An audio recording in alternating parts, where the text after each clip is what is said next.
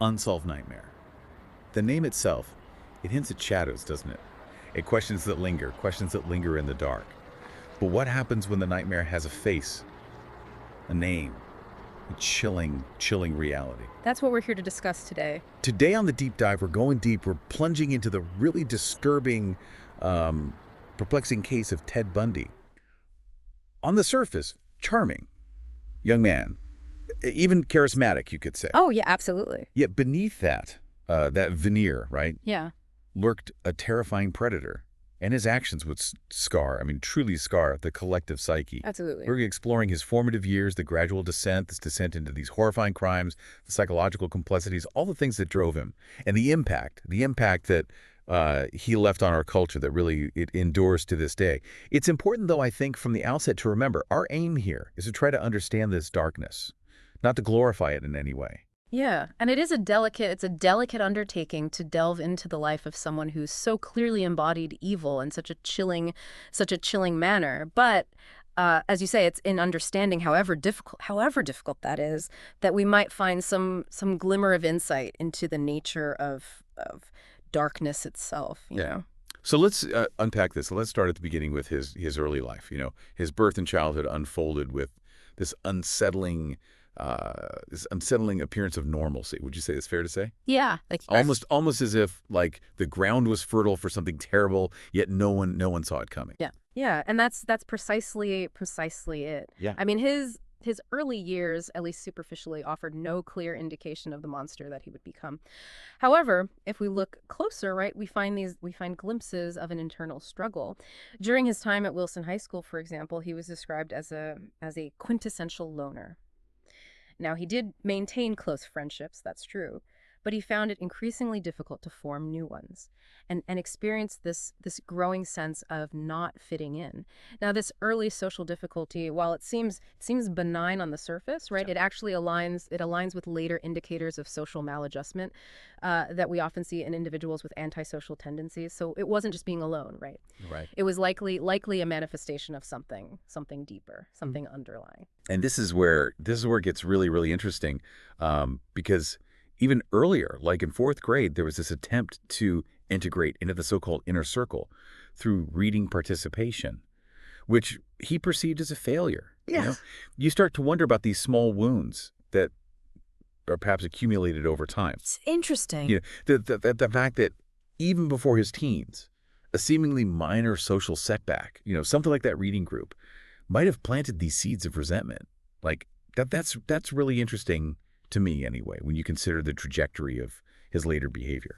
It's quite possible. I mean, these early experiences of feeling inadequate or excluded could definitely have contributed to a sense of resentment, frustration, and that over time could have become twisted. I mean, his subsequent move to Philadelphia to study at Temple University in January of 1969, that could be interpreted as an attempt maybe to escape those internal demons, right? I mean, he secured a room in Lafayette Hill a month before classes even began. It suggests this premeditated decision, And it was during that time at Temple, right, that he himself would admit, albeit in a veiled way, that his desire to act out in a dark way began, which is a chilling confession in retrospect. It really is. And what's fascinating to me is that admission, right, however indirect it was, I mean, it reveals an early awareness of his disturbing impulses. Also significant is his trip to New York City and the purchase of a wig and a mustache. This points to an incipient planning, a preparation for future aggressions, which really contrasts sharply with this image of a young man just trying to find his way. Right. And even more than that, his first failed abduction attempt, that one in Ocean City, New Jersey. Oh, right, yeah. It was a mistake, Yeah. right? But instead of stopping him, it seemed to lead him to analyze his failures, to realize that he lacked, quote-unquote, expertise in planning and execution. And that's terrifying. It's like an escalation in his mindset. It is terrifying. And it raises this really important question about how individuals with these inclinations, how they learn, how they adapt. His failure in Ocean City, it didn't deter him. It was like a perverse lesson for him. Right. And if we connect this to the possibility, as some experts like Dr. Art Norman, for example, suggest, that he may have committed his first murders in Philadelphia while he was living there, his later explanation for leaving Philadelphia too crowded, dirty, with no forest. I mean, that takes on an even more sinister meaning. Wow. I mean, was he consciously seeking out places that facilitated his urges? Or is this, more of a retrospective interpretation? That's the question. So, I mean, what does this all mean? That even the choice of his living environment might have been influenced by these dark impulses. I mean, it's pretty profound. It really is. Then he returns to the University of Washington in June of 1970, declares psychology as his major, and graduates. You ready for this? Graduates with distinction in June 1972. Mm. The irony is just palpable. Oh, it's unbelievable, isn't it? It's like he's studying the human mind while his own is twisting towards this depravity. Unbelievable. And during this time, several people, they noted his peculiar way of speaking. Liz Kendall, for instance, she described it as distinctive, rather British, she said. Yeah. James Doros, he spoke of a clipped, concise diction similar to that of an Americanized Englishman. Kathy Farmer perceived a northeastern accent. And even a witness at Lake Sammamish, the place where some of this unfolds, even they mentioned a British-sounding accent. It's so strange. It's really strange. And then there's that habit, that weird habit of sometimes signing correspondence as Ted, lowercase. Just a small peculiarity that speaks to a possible insecurity. An image problem, as our sources point out. It's an intriguing inconsistency. On one hand, you have this facade of a successful student, a charming, even charming student. On the other hand, you have these small details that suggest an internal struggle, like an underlying lack of confidence. Yeah. These were, as they've been described, the heady years, right? Years of outward success, absolutely. But marked by this devastating internal conflict, this realization that he could never have a normal life, and that hunting, that's the word that's used, hunting, would become his emotional comfort. It's really chilling. I mean, that's a really, really crucial point, I think. To understand, these years weren't just a period of apparent academic and social success, but a time of really intensive preparation for his, and I'm using quotes here, twisted fantasy realm. Right. Like a dark laboratory where he was perfecting the skills that would allow him to commit these crimes so effectively and leaving barely a trace. Yeah. And when we say twisted fantasy realm, what we're talking about here is an internal world of violent and sexual fantasies that he cultivated. And over time, these fantasies became increasingly real, increasingly compelling to him, eventually leading to the acting out of those desires. And that's where the nightmare truly begins to unfold. His job, right, at Harborview Mental Health Center, even there, some people noticed his lack of emotional responsiveness. It's almost like a chilling foreshadowing, isn't it? Oh, it is. I mean, it's particularly striking that even in an environment, right, an environment designed for emotional help and support, that his inability to connect on that level was so evident to some people. Yeah. And then there's that brief sexual relationship he had with a coworker, and she later told police about these trips they would take to remote areas behind Lake Sammamish, under the pretext of, they were looking for a relative's house. But of course, the house never exists. This pattern starts to repeat, right? Like, deception is always a prelude to something far more sinister. And so we arrive at 1974, the year in which fantasy becomes the full realization of his darkest desires. But before that, even as that transformation was completing, he was working for the Republican State Central Committee in Olympia. And get this, he made a positive impression. He even became Davis's assistant. Talk about a brutal contrast with his inner life.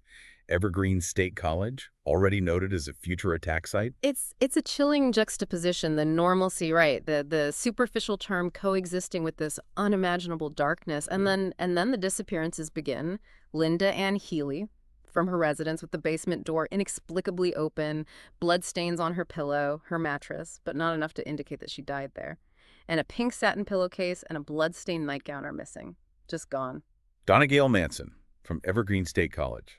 Intelligent, independent, musically talented, vanished without a trace. Susan Rancourt in Ellensburg. She had a fear of the dark, a fear of being alone, but she had academic achievements. She was studying biology. She had 2 jobs to pay for college after her family moved to Alaska. She had ambitions to be a dorm advisor. All of that, forever cut short. It's heartbreaking. Each of these women, young, with futures, with full lives ahead of them, just victims. It's awful. Kathy Parks from Oregon State University in Corvallis. She disappeared after an argument with her father after receiving news of his heart attack. Now, she had a history of mood swings, which initially led some people to think maybe it was a suicide, but the reality was much, much darker. Jorgen Hawkins. After attending a party near her residence, she had this habit of walking with her friend Jennifer, and she decided to see her boyfriend at the Beta Theta Pi house. And before she disappeared, she said to her friend, "Yell back that everything was okay." And then she was gone. And then on the same day, the disappearances at Lake Sammamish of Janice Ott and Denise Naslund. Witnesses described this man approaching women asking for help with a sailboat on his car. But there was no boat. Jean Graham, another woman at Lake Sammamish, encountered that man. He had his arm in a sling, he was driving a brown Volkswagen Beetle, and he told this story about the boat being at his folks' house just up the hill. She refused to help him. Another woman saw him later that day with Janice Ott. It's terrifying. It's the audacity, right? The repetition, like this same modus operandi over and over in such a short period. It is. And then the discovery of remains at Taylor Mountain. They were identified as Linda Ann Healy, Susan Rancourt, and Roberta Parks. Fractured skulls, a remote location that became their macabre graveyard. It's just an unimaginable horror. And then the move to Utah for law school, his performance was poor academically. He eventually withdrew, but contact with Liz Kendall continued. Yeah. Despite the distance, that complex relationship persisted. It's fascinating. And in Utah, the nightmare continues. Melissa Smith in Midvale. The unusual detail here is that her hair had been washed, her nails painted, her makeup reapplied. It speaks to a disturbing level of control, a disturbing level of ritual, and suggests that he kept her alive for several days. Laura Aim disappeared on Halloween night in Lehi, Utah.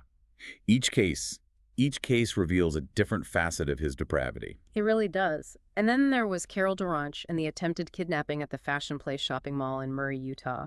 The ruse about someone trying to break into her car, the well-dressed man with a mustache, the walk to his metallic brown Volkswagen Beetle, the threat with a crowbar after she refused to get in, her courageous escape, and the encounter with the Walshes who took her to the police. Her description of the iron bar with more than 4 sides and the handcuffs was crucial. That was a pivotal testimony. And then Debbie Kent, who disappeared in Bountiful, Utah after leaving a play to pick up her brother. Screams were heard from the parking lot. And then the next morning, a handcuff key was found in the parking lot, and it matched the handcuffs used on Carol Duranch. The connection was becoming increasingly clear. And then the inexplicable Nancy Baird. She disappeared from a Fina gas station in Layton, Utah. Her purse, her money left behind, her car locked in the lot. No witnesses, no signs of a struggle. A perplexing disappearance that bears his mark. It really does. And then Karen Campbell, who disappeared from the Wildwood Inn in Aspen, Colorado, while on vacation with her fiancé and his children. She had flu-like symptoms, and she took a late-night stroll towards the elevator. Even in another state, the pattern continued. And the chilling confirmation came years later with the discovery of Kimberly Leach's skull on Taylor Mountain, the same location where the remains of other victims in Washington were found, a grim reminder of the extent of his crimes. But luck, though delayed, finally ran out. It was a traffic stop. Highway Patrol Sergeant Bob Hayward in Granger, Utah. And Bundy gave this excuse about seeing the towering inferno, but at the wrong drive-in. The passenger seat in his Volkswagen had been removed, and they found a crowbar and a satchel with burglary tools. That chance encounter was the beginning of his downfall. It's amazing how these things happen, right? It really is. I mean, just a routine traffic stop, and then, boom. His arrest for possession of burglary tools, August 21st, 1975. And he had these seemingly amused explanations for the items found in his car. Handcuffs, from a dumpster. Pantyhose mask. For the sea slopes. Everyone owns a crowbar. A facade of innocence, but it was crumbling. But the suspicion was growing among detectives in Utah, in Colorado, in Washington, and the information that Meg Andrews had provided, well, that started to gain relevance after his arrest. And Carol Duranch and Jean Graham, they identified him in photographs. The handcuff key positively linked the Duranch and Kent cases. But his chameleon-like ability to change his appearance in photos, it made identification really tricky. But ultimately, the truth started to come out. It's fascinating to me, like all these pieces of the puzzle, they seemed unconnected, and then after his arrest, boom, they start to fit together. It's like the arrest was the missing piece, and then suddenly everything clicked. And Liz Kendall. Liz Kendall recognized the composite drawing of the Lake Sammamish abductor, and she contacted the authorities. Her coworker's question, "Does your Ted own a Volkswagen?" was like a trigger. Her initial anonymous calls and then her contact with Detective Robert Keppel were crucial. And finally, he was arrested on the added charges of kidnapping Carol Durange. Mm. It's a testament to her courage, coming forward like that because she was in a relationship with him. Absolutely. And with his arrest, with this growing mountain of evidence, the need for a psychological analysis of this very complex individual, Yeah. it becomes apparent. His manipulative nature, including that insistence on pornography, is a contributing factor. Hmm. Some investigators believe that was another manipulation tactic, a vain hope to avoid execution. Oh, yeah. I mean, that's a chilling possibility that he was using even his quote-unquote confessions as a tool to influence the perception of his guilt. Right. And that letter he wrote before escaping from Glenwood Springs, it really reveals a very dark view of his victims. He wrote, and I'm quoting here, "He has met people who radiate vulnerability. Their facial expressions say, 'I'm afraid of you.' These people invite abuse. Hoping to be hurt, do they subtly encourage it? A twisted mind. Blaming the victims." It's awful. And yet he had this outward charm, this ability to gain trust, make positive impressions on those around him. Mrs. Sloan, Stephanie Brooks initially, his colleagues, this capacity to build a facade of normalcy that concealed this monster. Yeah. And that tendency to, use people Yeah. who could do favors for him. Stephanie Brooks observed that. His emotional instability, his uncertainty about the future. She saw that too. His fascination with that wealthy, sophisticated woman at a party. He saw her as perfect, but Yeah. felt invisible to her. It's like all these little pieces, they build up this picture of a very disturbed individual. Absolutely. And his constant denials, claims of innocence despite the mountain of evidence, his hallmark, you could say, this refusal to proclaim his innocence, even at unusual times. It's strange, right? It's almost like his mind was operating on a different level, disconnected from conventional morality. And the diagnosis by Dr. Al Carlisle of a passive-aggressive personality during psychological testing in prison, and Bundy's sarcastic reaction to that, asking if they wanted a full confession, it speaks to his defiance, his twisted perception of the situation. It's like he was playing a game that only he understood the rules of. His ability to compartmentalize, Yeah. to maintain that facade of normalcy even under extreme pressure, his arrogance, his feelings of invincibility, which perhaps led him to commit murders in Washington even during this intense manhunt, his apparent enjoyment, his lack of remorse after the murders, and that admission to investigator Everett that his motive was the madness, and his inability to confess openly even when facing execution. It's a dark and labyrinthine psyche. It is. It's a complex and disturbing psychological portrait, This mixture of manipulative charm, deep insecurity, arrogance, and a total disconnect from empathy.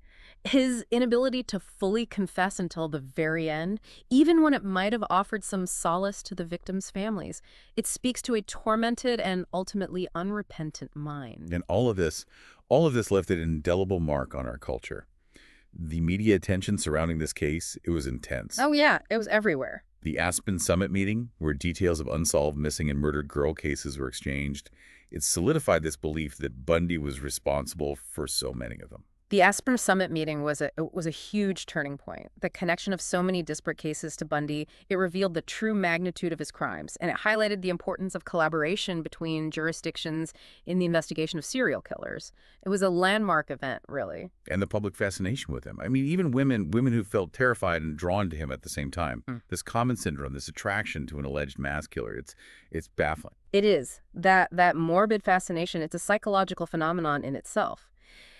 The difficulty in understanding how someone seemingly normal can commit such atrocious acts, it generates this unhealthy curiosity. And the personal accounts, they attempt, often unsuccessfully, to unravel that mystery. And then the books written about him, the personal accounts from those who know him. Right. It's like we want to look into the abyss, but we don't want the abyss to look back at us, Yeah. And the questions, the persistent questions and discussions about his motivations, about the nature of evil, his escapes from custody, the terror that they instilled, his escape from the Pitkin County Courthouse in Aspen, his escape from the Garfield County Jail. It's like every time they thought they had him, he slipped through their fingers. And each escape didn't just prolong the terror. It highlighted flaws in the judicial system, flaws in the security systems. Every escape was a new blow, Yeah. A blow to public confidence, a reminder of Bundy's cunning and his determination to avoid being held accountable for his crimes. Yeah. And the toll that this took on law enforcement, the extensive and stressful nature of the investigations, I mean, it led to health problems for some of the investigators. and the impact on how law enforcement approaches serial killer investigations.